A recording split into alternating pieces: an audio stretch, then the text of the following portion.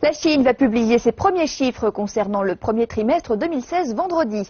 Janvier et février ont été calmes, mais le mois de mars semble indiquer une reprise. Voici tout de suite ce que prévoient les économistes. C'est le moment de vérité. La Chine va publier ses résultats économiques trimestriels demain.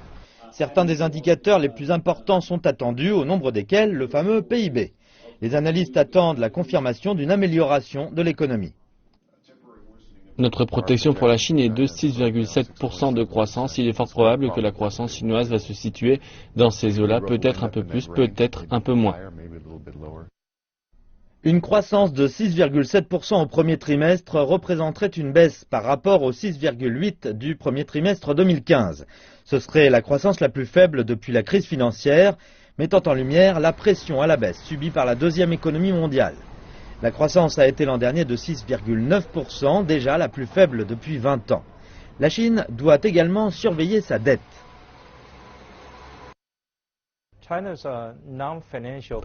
Les ratios de l'endettement des sociétés non financières sont désormais au-dessus de 160% en Chine, ce qui est une source d'inquiétude, car cela pourrait provoquer certains défauts de paiement. Toutefois, je ne crois pas que cela va provoquer une crise systématique dans l'immédiat dans le secteur financier.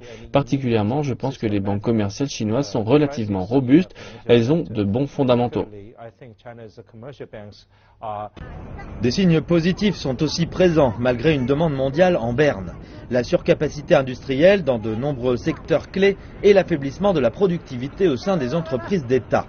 Le secteur de l'immobilier, par exemple, est en voie de rétablissement et les investissements dans le secteur ont rebondi en janvier et en février. De plus, les turbulences sur les marchés boursiers et leur impact sur le PIB battent largement en retraite. Le marché boursier chinois n'est pas directement lié à la production industrielle comme on le voit en Occident. Toutefois, ce qui est significatif dans les turbulences que connaît le marché, c'est que les autorités chinoises se battent toujours avec la question de savoir comment faire de la bourse un lieu de financement de la croissance économique.